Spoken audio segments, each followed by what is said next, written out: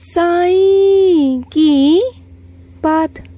बच्चे, तुम्हें आदेश है मेरा कि तुम साईं सा चरित्र पढ़ना शुरू करो। तुमने पहले पढ़ना शुरू किया था, लेकिन बीच में ना तुमने छोड़ दिया।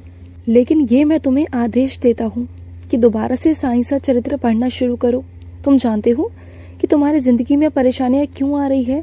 क्योंकि तुमने मुझे छोड़ दिया। मैंने तुम्हें नहीं छोड़ा, तुमने मुझे छोड़ दिया। इस वजह से बहुत सारे परेशानियाँ, बहुत सारी चीज़ों का तुम्हें सामना करना पड़ रहा था। लेकिन अब नहीं, अब मैं तुम्हें सही रास्ता दिखा रहा हूँ ना। सही रास्ता यही है कि तुम मेरी साईं सा चरित्र पढ़ो। तुम साईं सा चरित्र पढ़ोगे ना, तुमसे वादा करता हूँ मैं, जितनी भी परेशानियों से घिरे हुए हो ना, वो सब आसान हो जाएंगी। और जहाँ जहाँ से तुम्हारे रास्ते बंद हो गए हैं ना, वहाँ वहाँ से तुम्हारे लिए नए नए रास्ते मैं खोलूँगा, मैं बनाऊँगा। विश्वास रखना। दुनिया तुम्हारे लिए दरवाजे बंद कर सकती है, लेकिन वो बैठा है ना ऊपर, तेरा साईं, तेरा बाबा तेरे लिए ना दरवाजे खोल देगा, नए दरवाजे बना देगा। तो परेशान क्यों होता है? तुझे मुझ पर भरोसा है ना, तो भरोसा रख। तेरा बाबा वो करेगा जो असंभव है ना, वो सब तेरे लिए कर देगा। जो तेरी किस्मत में नहीं भी है ना, वो मैं लिख दूंगा। लेकिन बस तेरा भरोसा मुझ पर होना चाहिए ना, तेरा विश्वास मुझ पर होना चाहिए, वो भी दृढ़ विश्वास, शक के साथ नहीं। विश्वास भी दो तरह के होते हैं मेरे बच्चे। एक तो वो विश्वास जो शक के साथ किया जाता है, और एक वो विश्वास जो दृढ़ विश्वास के साथ किया जाता है।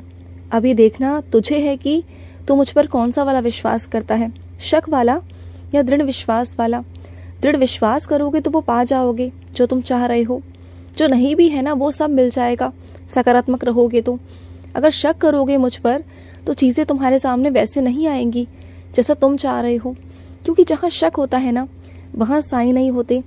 जहाँ दृढ़ विश्वास होता है ना, वहाँ साईं होते हैं। कभी तुम्हारा विश्वास मुझ पर इतना ज़्यादा अटूट होता है, इतना दृढ़ विश्वास होता है कि बाबा है, बाबा संभाल लेंगे। लेकिन जब तुम चार लोगों की बातें सुन लेते हो, तुम्हारे जीवन में कुछ विपरीत परिस्थितियाँ आ जाती हैं, तो इतना ज़्यादा परेशान हो जाते हो। फिर तुम्हें लगता है कि नहीं, बाबा तो है ही नहीं, बाबा तो सुन ही नहीं रहे। पर तुम्हें उस वक्त समझ नहीं आ रहा होता कि उस वक्त ना तुम्हारी परीक्षा चल रही है, और उस परीक्षा से तुम भागो मत, उसका सामना करो। क्या तुम जब स्कूल में परीक्षा देने जाते थे तो कठिन सवाल आते थे, तो क्या वहां से भाग जाते थे? नहीं ना, देते थे ना, चाहे सही गलत जैसे मर्जी देते थे ना। फिर दोबारा से उस परीक्षा को देते थे, वहां से फिर उत्तीर्ण होकर निकलते थे ना। तो वैसे ही जिंदगी है मेरे बच्चे। एक बार हारोगे, दो बार हारोगे, गिरोगे, संभलोगे, मैं तुम्हें संभालूंगा ना। मैं हूं ही क्यों तुम्हारी जिंदगी में, तुम्हें संभालने के लिए ना, तुम्हें समझाने के लिए, तुम्हें बताने के लिए ना। तो विश्वास तो रखो कि अगर मैं तुम्हारी जिंदगी में कुछ परीक्षा ले रहा हूँ, कुछ कर्म है तुम्हारे, तो उसका सामना करो ना डट के। यूं परेशान क्यों होते हो, रोते क्यों हो?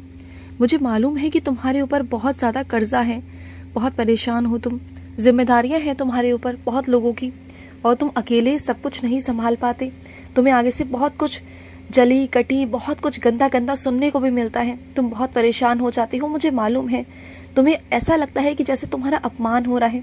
तो सुनो मेरी बात, जिस वक्त तुम्हें ऐसा लगे ना कि तुम्हारा अपमान हो रहा है, सामने वाला तुम्हें नीचा दिखाने की कोशिश कर रहा है, उस वक्त मन में साईं साईं साईं बोलते रहा करो। क्योंकि उस वक्त ना वो अपने गंदे कर्म बना रहा है, तुम्हारे नहीं। और रही बात तुम्हारे कर्जे की, तो इस कर्जे से मैं तुम्हें मुक्त करवा दूंगा। कोई ना कोई ऐसी लीला तुम्हारी जिंदगी में हो जाएगी, तुम देख लेना, जिससे तुम कर्जे से मुक्त भी हो जाओगे। और जिसने तुम्हारे साथ बुरा किया है ना, तुम उसका हश्र भी देख लेना। जिसने तुम्हारी आत्मा को दुखाया, जिसने तुम्हारे दिल को दुखाया ना, तुम उसका हश्र भी देख लेना। तुम देख लेना अपनी आंखों से। उस वक्त ना तुम मुझे खुद बोलोगे कि साईं माफ कर दो, लेकिन मैं फिर भी माफ नहीं करूंगा। क्योंकि उसने जो तुझे दर्द दिया है ना, जो उसने तेरी आंखों में आंसू दिए हैं ना, तेरी आत्मा को दुखाया है ना, उसके बदले मैं उसे माफ नहीं कर सकता, बिल्कुल माफ नहीं कर सकता। हाँ, मुझे मालूम है कि तेरा दिल बहुत साफ है, तू एक बार को माफ कर देगा, मुझे मालूम है। लेकिन मैं माफ नहीं कर पाऊंगा, क्योंकि मैं न्याय करता हूँ। और अभी मैं चुप बैठा हूँ ना, तो इसका मतलब है कि मैं कुछ कर रहा हूँ। तो अभी अपनी जिंदगी को त्यागने की बात मत कर। जिंदगी को त्यागते वो हैं जो कायर होते हैं। तू तो मेरा बहादुर बच्चा है, वो बहादुर बच्चा जो हर एक चीज से बाहर निकल कर आया, जिसकी जिंदगी में इतने सारे संघर्ष आए, इतनी सारी परेशानियां आई, लेकिन उसके बावजूद भी उसका सामना करते हुए, चीरते हुए वो यहाँ तक पहुंचा। देखना अपनी जिंदगी को उठाकर, कितने संघर्ष थे तेरी जिंदगी में, कितना कुछ हुआ तेरे साथ। इतनी सब चीजों से तू बाहर निकलकर अकेला आया, अकेला तुमने सामना किया। तेरे अंदर इतनी बहादुरता आ गई थी, इतनी हिम्मत आ गई थी। क्या है ना कि तू अपनी बहादुरता को, अपनी हिम्मत को पहचान नहीं पाता। जब चीजें सामने आती है ना तो तू करता जाता है मेरे विश्वास पर, और वहां से बाहर भी निकल जाता है मेरे भरोसे। तो फिर जब तू मेरे भरोसे बैठा है तो मैं तुझे कैसे छोड़ सकता हूँ, तेरा हाथ कैसे छोड़ सकता हूँ बता। जो मेरा बच्चा मेरे भरोसे है ना, तो फिर उसका हाथ और साथ मैं जिंदगी में नहीं छोड़ सकता। ये क्यों सोचता है कि तेरा बाबा तेरा साथ छोड़ देगा? मैं तेरा साथ कभी नहीं छोड़ूंगा, कभी नहीं। ये मेरा वादा है तुझसे। और सुनो, अगर कोई तुम्हें खाने के लिए उल्टा सीधा सुनाए ना कि तुम्हें ये नहीं आता, तुम्हें वो नहीं आता, तुम्हारे कामों में नुक्स निकाले, तुम्हारे खाने में, तुम्हारे काम में, तुम्हारी चीज़ों में ना, तो ऐसे लोगों से दूरी बनाकर रखना। ऐसे लोगों से दूर हट जाओ, क्योंकि वैसे लोग तुम्हारे ज़िंदगी में कमियां निकालने ही आए हैं। क्योंकि हर ज़िंदगी में कुछ ना कुछ कमी भी होती है और अच्छाई भी होती है हर इंसान के अंदर। लेकिन हर वक्त हर किसी के अंदर कमियां निकालना, उसे गिनाना, उसे नीचा गिराना, उसका अपमान करना, ये मुझे मंजूर नहीं है, बिल्कुल भी नहीं है। तो तुम धीरे धीरे कर करना सारे कामों को छोड़ना शुरू करो और उनसे कहो कि वो अपने काम खुद से करे। फिर उन्हें समझ में आएगा कि जब खुद पर आती है ना, खुद की चीज़ें जब इंसान खुद से करता है ना, तो कौन कौन सी कमियों का सामना करना पड़ता है। क्योंकि तुम तो जो काम करते हो वो पूरे दिल से और पूरी मेहनत के साथ में करते हो, लेकिन अगर सामने वाले के अंदर तुम्हारे लिए ना कुछ नफरत है ना, तो वो गुस्सा है ना, तो बस वो निकलता है, तुम्हारे अंदर कोई कमी नहीं। वो अगर तुम पे उंगली उठा रहा है ना, इसका मतलब ये नहीं कि तुम्हारे अंदर कोई कमी है, नहीं। वो उसका गुस्सा बोलता है, वो उसकी नफरत बोलती है। तो उसकी बातों पे कभी भी मत जाना, कभी भी मत जाना।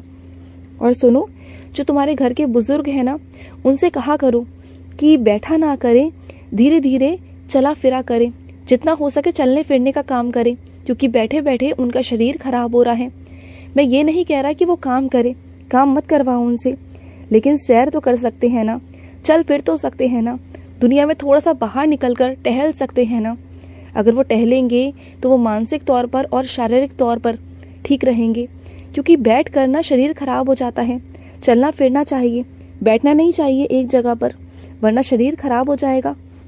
और तुमसे कितनी बार कहा है कि मीठे से परहेज करो, मीठे से परहेज करो, लेकिन तुम हो कि जब मीठा तुम्हारे सामने आता है ना, तो तुम्हारे मुख में पानी आ जाता है। ये चीज़ें सही नहीं है मेरे बच्चे, तुम्हें पता है ना कि मीठा तुम्हारे लिए हानिकारक है, तुम्हारे लिए जहर है। जानते हो ना कि मीठा तुम्हारे लिए बिल्कुल भी ठीक नहीं है। तुम क्यों मीठा खाते हो, बोलो? अगर तुम्हें मीठा खाने का कभी कभी मन कर भी जाता है, तो वैसी चीज़ें खाओ जो मीठा बहुत कम हो, जिसमें मीठा बहुत कम हो, और साथ में उदी लो। लेकिन जो चीज़ तुम्हारे लिए सच में हानिकारक है ना, मैं अभी भी यही कहूँगा कि उसका त्याग करो।